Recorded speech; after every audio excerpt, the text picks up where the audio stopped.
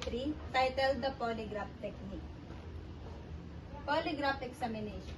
Polygraph examination is generally used an investigative aid or technical aid in the investigative process. It is also used to verify if the statement of the victims or complainant establish the credibility of the witnesses, evaluates the truthfulness of the suspect. It is also used for pre-employment screening, and it is the most effective way of establishing the truth.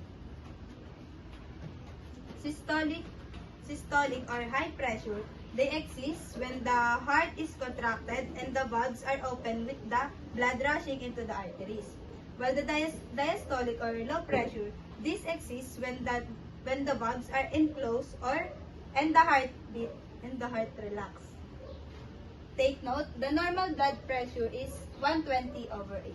Inspiration or inhalation, caused by the contraction of the diaphragm and expansion of the chest cavity, those results in the air rushing into the lungs. This is the example of inspiration or inhalation.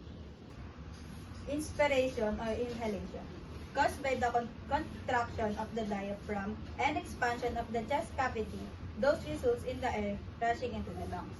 While the expiration or exhalation, caused by relaxation of the diaphragm and contraction of the chest cavity, resulting in the air rushing out of the lungs. This is the video example of inhalation and exhalation process.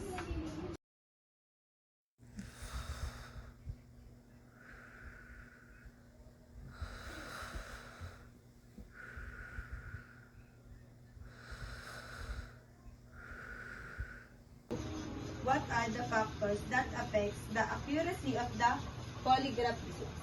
Generally, the following are factors affecting polygraph examination accuracy. Number 1, the instrument. Number 2, the condition of the subject. Number 3, the condition of the examination room. Number 4, the qualification and skills of the examiner. What are the barriers to the polygraph examination? These are instances where it is impossible to make an analysis of polygraph test because of the following. And number 1 is pathological liar, a person who cannot determine right and wrong. Number 2, mental cases. Example of mental cases are bipolar, autism, and depression. Number 3, person under the influence of intoxicating liquor. Number 4, narcotics-related cases. And number 5, various heart and other organic troubles. The polygraph instrument. The instrument used in the proper application of the polygraph technique is essentially a pneumatically operated mechanical recorder of changes in respiration, blood pressure, pulse rate, supplemented with a unit for recording galvanic skin reflexes, or an additional unit for recording abdominal respiration, muscular movements, and pressures, or a plethysmograph for recording changes in blood oxygenation. Modern polygraph services uses computerized polygraph instrument. For instance, a Lafayette computerized instrument is common both in a desktop model for polygraph examination administered in the office and in a laptop model for travel as pictured below. Figure 4, pneumograph component. This component occupies the two upper pens of the instrument, which records the thoracic and abdominal breathing patterns of respiration. It consists 7 inches in length. Next is Figure 5, the galvanograph component.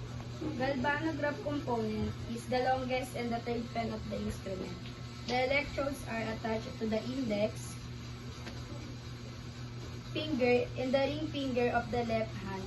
On the palmar and dorsal surfaces of the left hand, that electrodes used for obtaining the recording of the DSR or electrodermal response are passed to the hand or finger by means of the passage of an imperceptible amount of electrical current through the hand or finger bearing that attached electrode. Ang galvanometer unit provides recording of the variation in the flow of the electric current. Next is figure 6, cardiograph component. Cardiograph component is the port and the bottom pen of the instrument. This cardio unit is a technically operated unit, is a high pressure system. This system record change in a mean blood pressure, rate, and strength of pulse beat by means of a medical pressure cuff containing a rubber bladed that is wrapped around the upper arm in the manner that place the bladder against the brachial artery. The bladder is connected to the rubber hose pass as pressure indicating to a very sensitive bellows and its connected lever system that powers them. Last is figure 7, chemograph component. Chemograph component is the chart drive. Recording unit of the instrument is a synchronized motor that drives the chart at the rate of 6 to 12 inches per minute, and its speed constant is vital because the vertical lines, which are spaced either at once half upon each interval, represents 5 or 10 seconds interval on the chart. This provides the polygraphist with a means of determining pass rate and the questioning space. This is how the chemograph component record the pass rate of the subject. This is the blood pressure or heart rate, and this one is the electrodermal activity, and next is the respiratory rate. What are the built-in accessories of the polygraph instrument? First is the chemograph or chart driving mechanism. This is the chart roll arbor, Endler roller, pen table, paper guide, sprocket roller, cutter bar, open-off, power switch, synchronous motor. Next is pen and inking system. This is capillary pen, inkwell plates, ink dropper, and catch bill. Next is the pneumograph section. Pneumograph section is the rubber jellos, bended chain, rubber flexible tubing, pneumograph tube connection, pneumograph connection tube, pneumograph distributing ink, pneumograph pipeline, bend valve and bend bottom, tambour assembly, simonometer, resonance control. Next is cardio section. Cardio section is the pump valve assembly, blood pressure pump connection, blood pressure cup assembly, connector block, and simonometer pipeline. Next is the galvanograph section. This is the finger electrode jello, and galvanometer. What are the necessary considerations for an effective polygraph instrument? Number 1, the instrument. Polygraph examination uses the polygraph instrument as the device used for recording the results. Under the instrument is the pneumograph tube. Pneumograph tube is fastened on the subject chest and abdomen through the beaded chain. Second, blood pressure cuff. The same type used by physician is fastened on the subject's upper right arm or bicep. Number 3, finger electrodes. It is fastened to the left index and ring fingers of the subject. Number 4, pen lifter. It raises or lower pen to 3 positions. Number 5, chart drive module. It propels chart paper at the rate of 6 to 12 inches per minute. And number 6, paper tear bar. It provides cutting edge for removal of the charts. Number 2, the examiner. Basis to all that has been said with regard to the utilization and accuracy of the polygraph technique is the matter of the examiner qualification and skill. An examiner must be an intelligent person. The examiner must have knowledge on how the polygraphic examination works. An examiner must be an intelligent person with reasonably good educational background, preferably college degree. Number 3, the subject. Generally, there are 3 types of subject for polygraphy testing. Number 1 is the suspect, number 2, the victim or complainant, and number 3, the witnesses. Specifically, the following can be subjected for polygraph testing. Number 1, subject whose guilt is definite or reasonably certain. Number 2, emotional offender. Number 3, person who commit crimes in the heat of passion. Number 4, person whose offenses are accidentally committed. Number 5, non-emotional offender. Number 6, person who commit crimes for financial gain. Number 7, subject whose guilt is doubtful or uncertain. A subject for the polygraph testing must be in good physical and mental condition before he or she may be submitted for examination. On the other hand, there are a group of subjects who cannot be recommended to undergo polygraphic testing such as the following. Number 1, person who have extreme nervousness. Number 2, person who have physiological abnormalities such as high blood pressure, hypertension, heart disease, respiratory disorder, toothaches, severe headaches, and practically any painful ailments.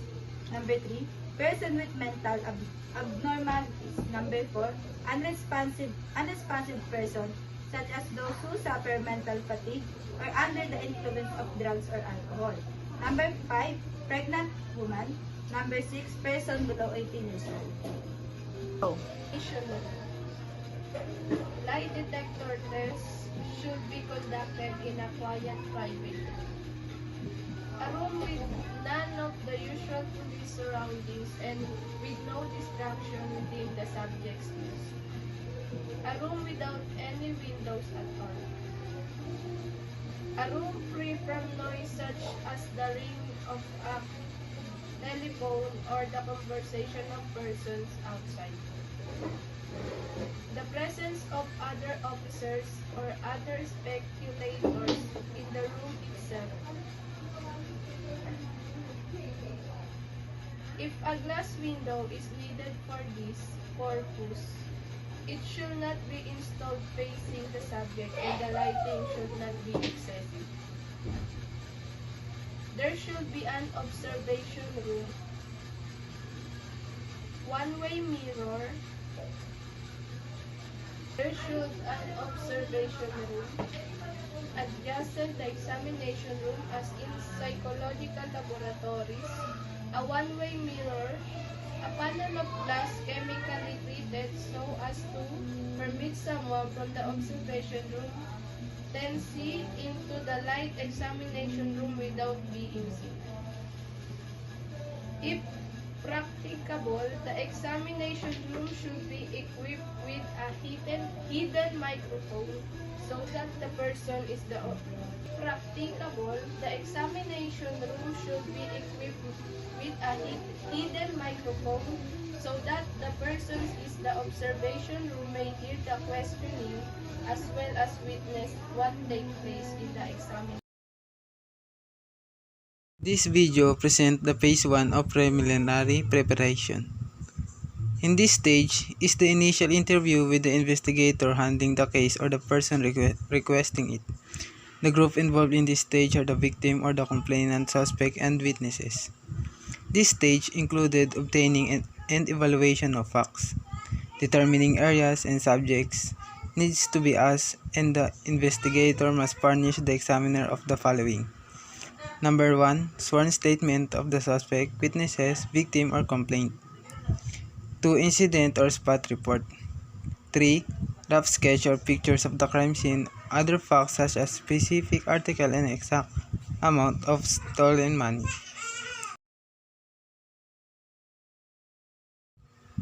This video presents the phase 2 of the polygraph technique. Phase 2 or the pre-test interview. This is the stage of the interview of the subject. The primary purpose of the pre-test interview is to prepare of the condition of the subject for the test. The following of the subject must be informed clearly to him or her. Number 1, the right to remain in silent. B, anything he or she may be used in favor against him or her. C, the right to have a lawyer of his or her own choice. And D, the right to refuse.